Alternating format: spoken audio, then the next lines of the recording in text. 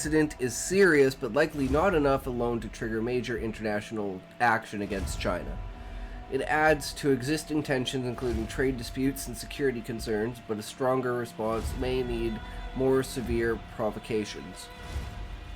Research suggests public and official reactions could lead to increased scrutiny, though evidence of state involvement is unclear. What do you mean? It's China. Everything is involved through... You can't do anything in China without involving the state. What the fuck? Controversy lies in whether this reflects Chinese government actions, with some viewing it as a national security threat.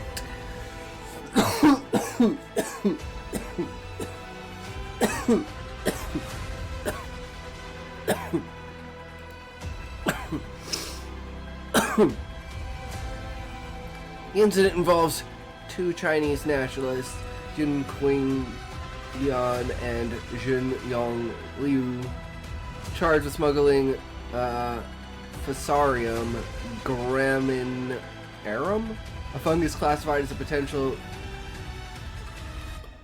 agroterrorism weapon, into the U.S. This fungus can cause significant crop damage and economic losses, raising concerns about national security. U.S. officials, including FBI Director Kash Patel, have linked it to threats against the American food supply, while China's response has been non-committal, stating they have no knowledge of the situation and emphasized legal compliance for nations abroad. Of course, because it's China. Current context: U.S.-China relations in 2025 are tense, with ongoing trade disputes, tariffs, and restrictions on Chinese students and technology access. This incident adds to the strain. Dew on the grass. Morning. How is it going, Dew? How are you today? We've had a little bit of a hiccup today. I seem to have been banned on YouTube for showing a scene from The Simpsons. Is this the bad writing strategy? No, the bad writing strategies, I can bring up the notes for it if you want.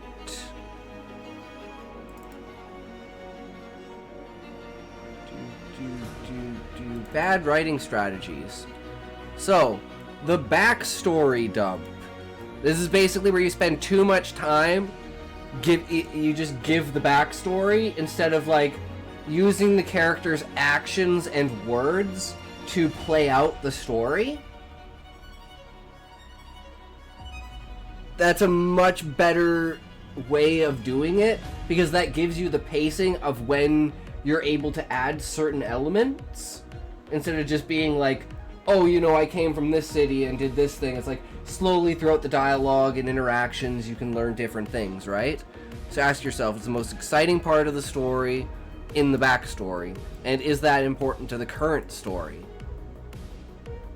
And you want to watch out for the ratio of backstory to current story moment. Like if you're jumping back and forth between bad stories and good stories, or your backstory and like your main story, your current story, you want to make sure that your backstory isn't like the dominant part of the stage, right? And then research showcase is another one, which is it stops the story and ask yourself, could this section be shorter? And it's like the amount of research you put into an event doesn't necessarily need to be shown in the story in a dramatic event. Like an example for mine is music, dance, and like movement are very important to casting magic. So like I want to dive into like different types of dance, like genres of dance, and learn like the specific wording of how each move is, so I can use that so that somebody who is a dancer would be able to get something, like they'd be able to be like, oh, I understand this based upon, you know, the description. And for anyone else, it's like, you know, you're just getting the moves and then putting them into your own, I'm putting them into my own words. So it's like normal people would look at what you call the move and get the description, but like, you know, somebody who's like an expert in it would get the description and then, or the explanation and then the description, right? And that's how it would work. But yeah, if you want, you can, I guess, actually, you can't go back and watch. You can on Twitch. You just can't on YouTube. Yeah, the VOD on Twitch should be fine. So you should be able to go back and watch the react for it if you want.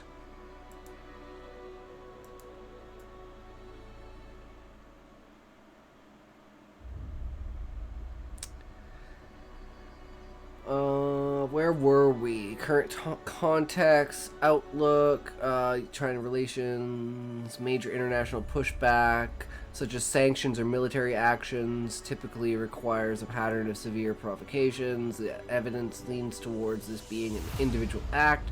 Lijian's government-funded research in China raises suspicions. Wait, so this guy's got like connections to research funds from the government in China? And you're telling me we're still being like walking on fucking eggshells with this shit? Oh my god, this is insane. Outlook. It seems likely this incident would lead to increased scrutiny of Chinese researchers and possibility. This is like the 4th or 5th time this shit has happened, where they've either tried to steal something from a lab, sneak something into a lab, sabotage work in a lab, or just like flat out like lie about shit and try to like ruin people's reputations. It's like, what? Seems like this incident will lead to increased scrutiny of Chinese researchers and possibly tighter visa regulations, but a significant global response may depend on future incidents or clearer evidence of state involvement. The complexity lies in balancing security concerns with diplomatic relations, and the world may need to see a direct threat to act decisively. Ooh, China would never do that, though. They'd only put it off to the side, right? Survey note. Detailed analysis of international response to China's actions. The recent attempt by Chinese nationalists to smuggle the deadly fungus into the U.S., specifically Fungusarium graminearum, has sparked significant concern, particularly given its classification as a potential agroterrorism weapon. This incident, reported on June 3rd, 2025, involves Quinn. Yeah, we already know that. We're charged with conspiracy, smuggling, false statements, and visa fraud after allegedly attempting to bring the fungus into the U.S. via Detroit Metropolitan Airport. Research at the University of Michigan. Fungus is known to cause head blight in crops for wheat and barley, leading to billions in economic losses worldwide and producing toxins that can harm humans and livestock, such as causing vomiting, liver damage, and reproductive defects. Incident details and official reactions. U.S. Department of Justice announced the charges, with FBI Director Kash Patel describing the case as demonstrating a serious national security threat to America's food supply, alleging that the Chinese Communist Party deploys operatives to infiltrate institutions and target the food supply, an act that could cripple the economy and endanger lives. U.S. Attorney Jerome Gorgon emphasized the gravest national security concerns, noting Jian's loyalty to the CCP and their intent to use a university laboratory. CBD Director Marty Rabin highlighted the role of border security in preventing such biological threats, underscoring the potential to devastate the agricultural economy and harm humans. Chinese Foreign Ministry, through spokesperson Lin Jian, responded on June 4th, 2025, stating, "I have no knowledge of the relevant situation," and reiterated that Chinese nationals abroad must abide by local laws, with the government safeguarding their legitimate rights. This non-committal stance reflects China's typical approach to such allegations, neither confirming nor denying involvement. Context of U.S.-China relations. Current U.S.-China relations as of June 25 are marked by significant tension. Reports indicate ongoing trade disputes, border concerns, biological research, public and social media reaction. Social media, particularly on X, has amplified the incident, with posts farming it as potential bioterror plot. Well, I mean, how do you not see that when you look at all the things that China does? Analysis of international pushback. I wonder what is I gotta watch the China show this fucking this fucking, this week. Actually, I wonder, do they have a thing? Did they do an emergency broadcast?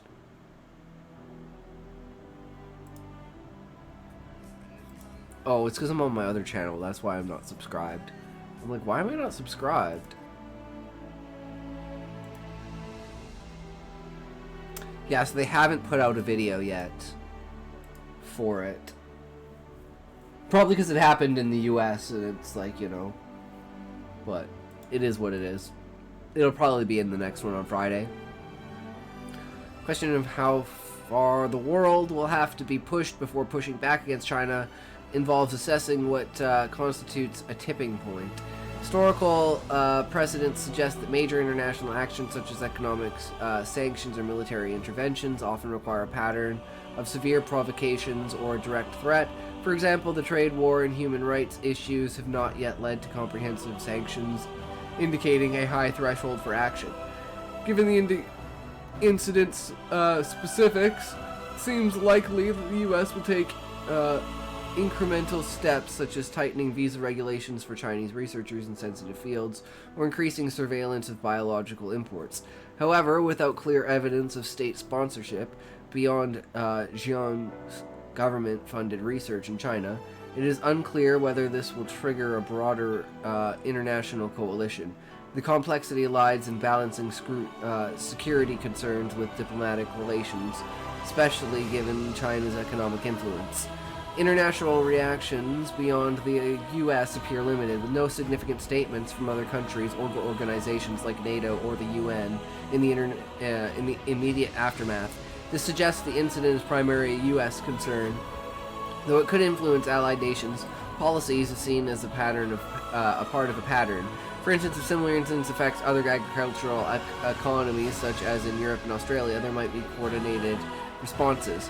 Expert opinions and future implications. Is it just me, or is this just way too loud sometimes? It's kind of ridiculous, but it is what it is.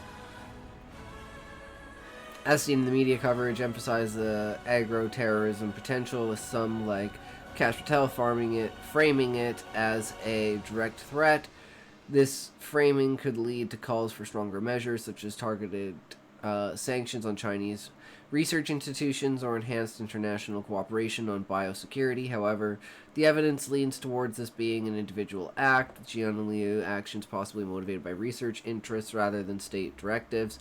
Looking forward, if more incidents emerge or if investigations reveal state involvement, the international community may move toward a more confrontational stance. The COVID-19 pandemic's legacy, with lingering suspicions about its origins, heightens sensitivity to biological threats from China, potentially lowering the threshold for action. Nevertheless, a single incident, even as serious as this, is unlikely to be the tipping point without further escalation. In conclusion, while the fungus smuggling incident is a significant concern and adds to the U.S.-China tensions, it is unlikely to trigger immediate major international pushback on its own. It will likely lead to increased scrutiny and possibly targeted measures, but a decisive global response may require a pattern of severe provocations or clear evidence of state involvement. The complexity of international relations, economic interdependence, and the need for diplomatic balance suggests that the world will continue to navigate this tension incrementally, with future incidents potentially tipping the scales. Now it's like as quiet as shit. What happened to this fucking sound? It goes from beyond loud to unhearably quiet. Now is it gonna get like super loud again? I mean,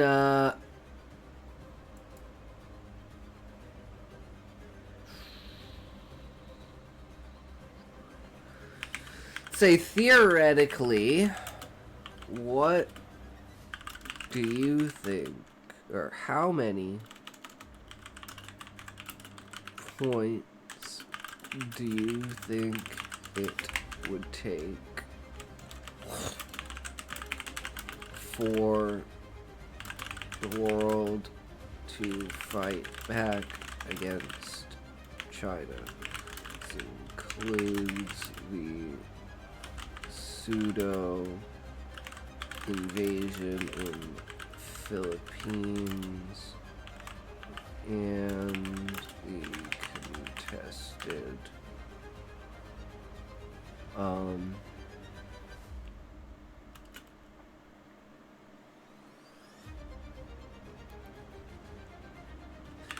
fishing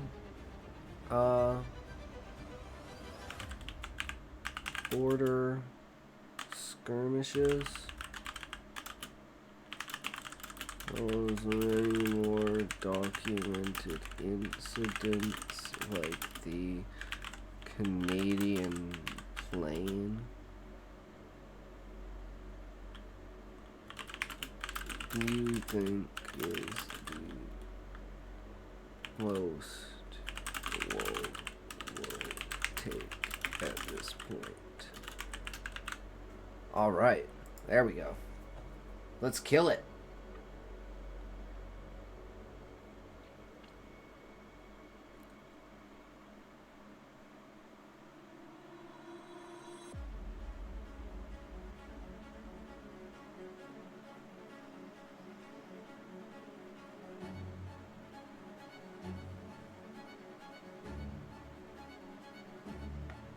I mean, this music definitely goes along with this kind of vibe, right? We definitely feel it. It's like, oh my fucking god. We're getting there somewhere down the line, right?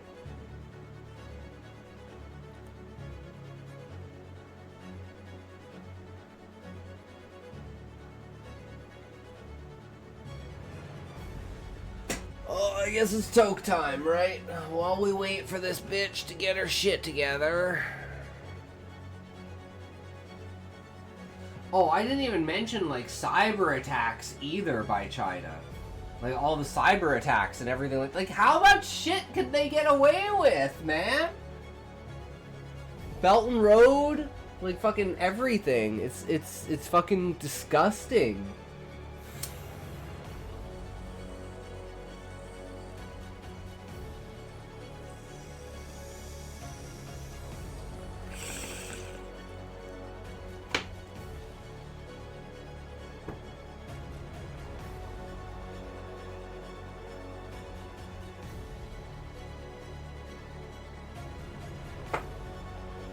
It's a lot of sources, though. 74 sources.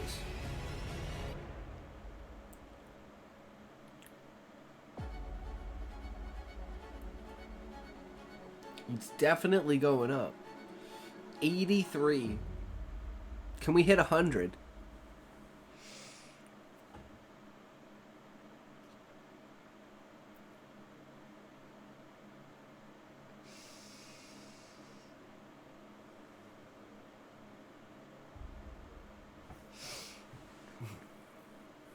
I wonder how in-depth this is going to get.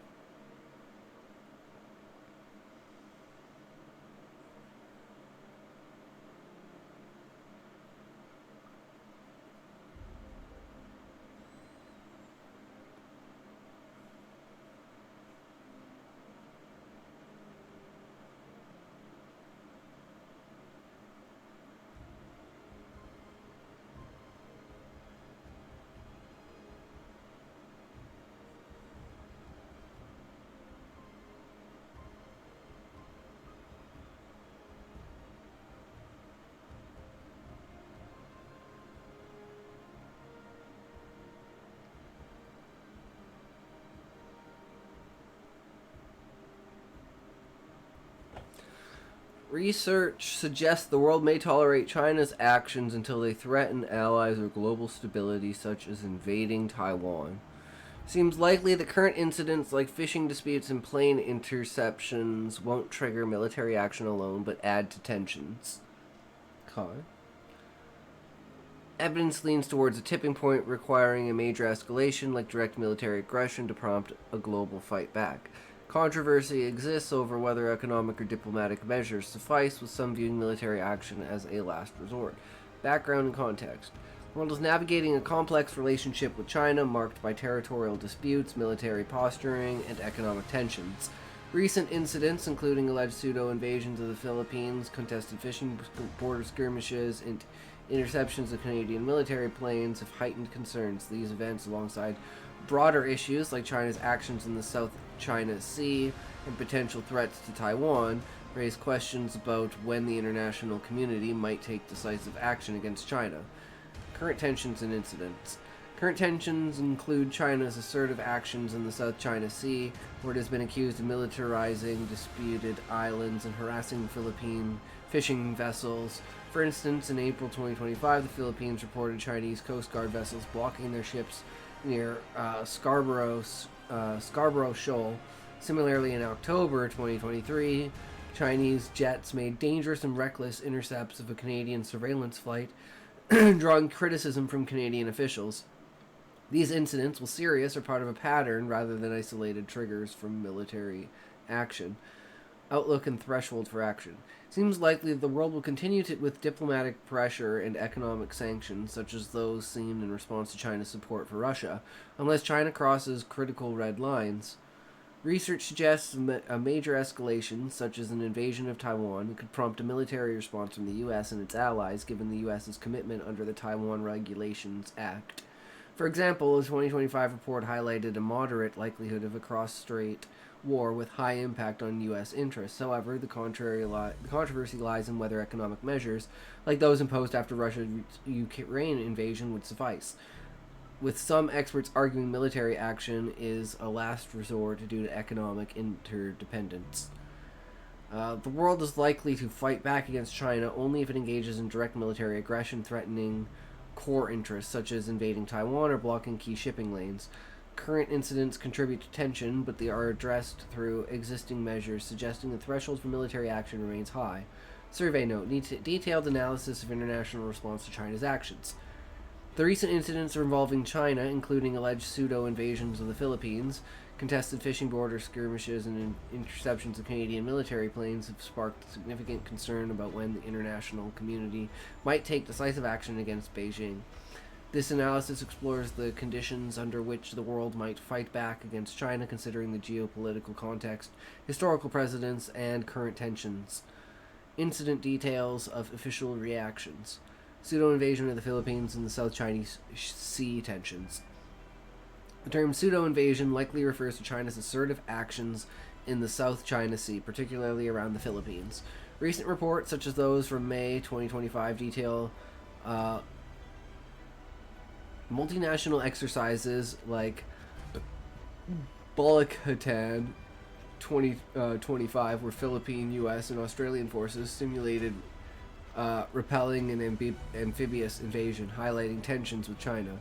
Additionally, in April 2025, the Philippines accused Chinese Coast Guard vessels of dangerous maneuvers near Scarborough Shoal, both sides trading accusations of provocation. These incidents underscore China's strategy of asserting claims through gray zone tactics, such as deploying fishing fleets and Coast Guard vessels, which are seen as attempts to erode Philippine sovereignty. Contested fishing border skirmishes. Fishing disputes have been a flashpoint, with China imposing unilateral fishing bans that the Philippines routinely protests. In May 2025, the Philippine Navy vowed to protect Filipino fishermen during China's annual fishing ban, which includes waters within Manila's exclusive economic zone, leading to confrontations with Chinese Coast Guard vessels. Reports from April also noted Chinese vessels harassing Philippine fishing boats, contributing to illegal, unreported, unregulated fishing concerns, where they basically turn off their transmitters and then go into restricted fishing areas and then just fish those areas absolutely fucking clean. And then just claim that it was some sort of malfunction. Canadian plane incident. The Canadian plane incident refers to multiple incidents of Canadian military aircraft, interceptions of Canadian military aircraft by Chinese jets, notably in October, when a Chinese fighter jet came within 5 meters of a Canadian surveillance plane over international waters. Described as dangerous and reckless by Canadian Defense Minister Bill Blair, China lodged protests claiming the Canadian plane violated its sovereignty, highlighting the escalating military interactions. Context of U.S.-China relations, public and social media reactions, analysis of international pushback, Here, NATO's stance as seen as 2024 summit. Communique labels China a decisive enabler of Russia's war, suggesting a shift toward viewing China as a strategic challenge, particularly in the Indo-Pacific. However, NATO's primary focus remains Euro-Atlantic, with cooperation with Indo-Pacific partners like Japan and Australia more about coordination than any direct military action. The UN's response is limited by China's veto power, is seen as abstention on resolutions like UNSCR 1973 and 2011, reflecting a cautious approach to confronting Beijing. This suggests that any significant action would likely come from coalitions outside the UN, such as the US and its allies. In conclusion, while incidents like those in the Philippines and with the Canadian plane are significant, they are unlikely to trigger. The world is likely to continue its diplomatic pressure, given the high threshold, complexity of international relations. So it's literally, like, no matter how many times I say it, it's not going to give some sort of scenario, even in a hypothetical. So it's like, even hypothetical. Jesus. Hypothetical. Can you give me a scenario where the UN does fight back against China? It is not a full military invasion such as one of Taiwan, but an accumulation of independent incidents globally over, let's say, the next 15 years. Just pushing it to, like, the absolute brink of what it could possibly think. Or if it will just straight up ignore the question. That's what I want to know, too. Will it ignore the question?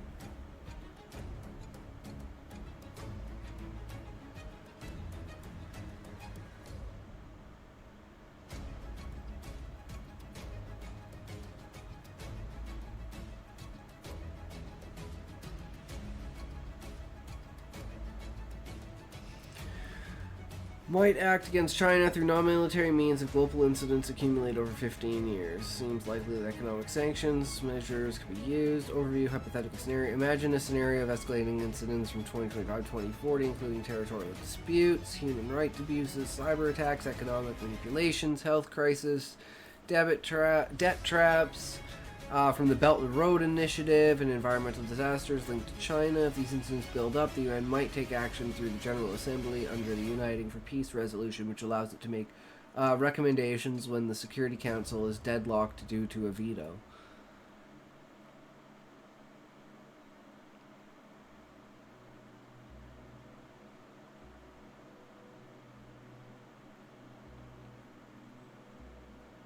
Okay, let's see what it surmises what could actually happen. Hypothetical scenario: accumulation of incidents. 2026, China escalates its territorial claims in South China Sea, leading to a naval standoff with the Philippines and Vietnam. The U.S. and its allies, such as Japan and Australia, conduct freedom of navigation operations, heightening tensions. Reports emerge of severe human rights abuses in Xinjiang, with evidence of forced labor and cultural genocide. The US and EU impose sanctions, but China retaliates economically, affecting global trade. A major cyber attack attributed to China cripples critical infrastructure in several Western countries, leading to economic losses and security concerns. Countries like the UK and Canada demand international accountability. China is accused of manipulating global financial markets through state-backed entities, causing volatility and economic instability, prompting calls for economic decoupling from countries like India and Brazil. 2034. A new pandemic emerges, and China is criticized for delaying information sharing and obstructing international investigations, reminiscent of the COVID-19 response, leading to global health security concerns. China's Belt and Road Initiative leads to debt defaults in several African and Asian countries, sparking protests and calls for debt relief, with accusations of neo-colonialism affecting countries like Sri Lanka and Pakistan. Environmental disasters linked to China's industrial activities affect neighboring countries, leading to cross-border pollution and health crisis, prompting regional coalitions to demand action. Series of aggressive military exercises near Taiwan raise fear of an imminent invasion, though no invasion occurs, further escalating tensions. Through this period, the UN Security Council attempts to address these issues, but China consistently uses its veto to block any resolutions critical of its actions, leading to a deadlock. UN mechanisms for action. Given China's veto power, the Security Council is unlikely to pass binding resolutions against China. However, the General Assembly, with its broader membership, can act under the Uniting for Peace resolution. This mechanism allows the General Assembly to make recommendations including economic sanctions, diplomatic isolation, and support for affected nations when the Security Council fails to act. In this scenario, a coalition of countries, led by the US, EU, and other affected nations, brings the matter to the UN General Assembly in an emergency session. The General Assembly passes a resolution condemning China's actions and calling for specific measures. Economic sanctions, imposing sanctions on Chinese state-owned enterprises involved in human rights abuses or territorial aggressions, such as restricting access to global financial markets. International tribunals, establishing a UN-led tribunal to investigate the prosecute individuals responsible for cyber attacks and economic manipulation, similar to the International Criminal Court. Monitoring and reporting. Creating a UN task force to monitor and report on China's compliance with international laws and norms, such as the UN Charter and human rights treaties. Support for affected nations. Urging member states to provide military aid to Taiwan or economic assistance to countries burdened by Chinese debt, such as through UN development programs. While General Assembly resolutions are not legally binding, overwhelming support, hypothetically 150 out of 193 members station voting in favor, could send a strong diplomatic message and legitimize actions taken by individual countries or coalitions. The lady writes, YouTube drives me nuts with their setup and process for live streaming. The lady writes, I just got banned on YouTube for showing a clip from The Simpsons. So I'm not live streaming on YouTube anymore. But welcome to the stream. So dumb. I was worried about music. I got a warning for music. I was like, okay, let's not play any music. And I get banned for fucking a scene from The Simpsons.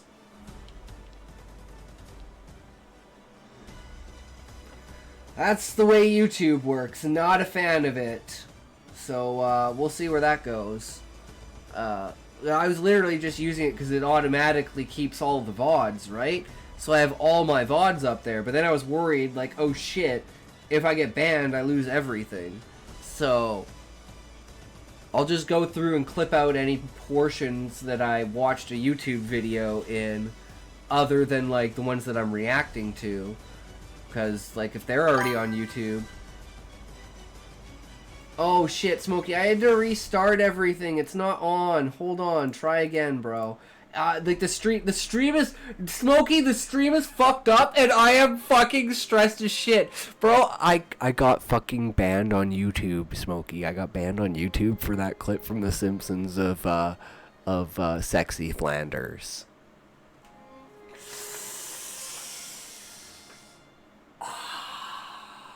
It is what it is. I know YouTube's so fucking stupid. I tried to get rid of the YouTube. This guy, the count, because it's always going to be 0 now. But it's connected to the Twitch one, so I don't know how to separate the two.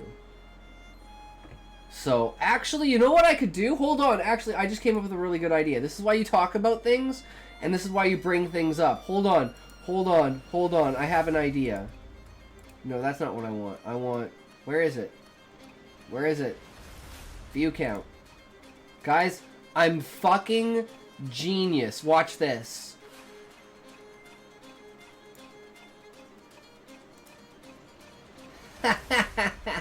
I'm fucking genius.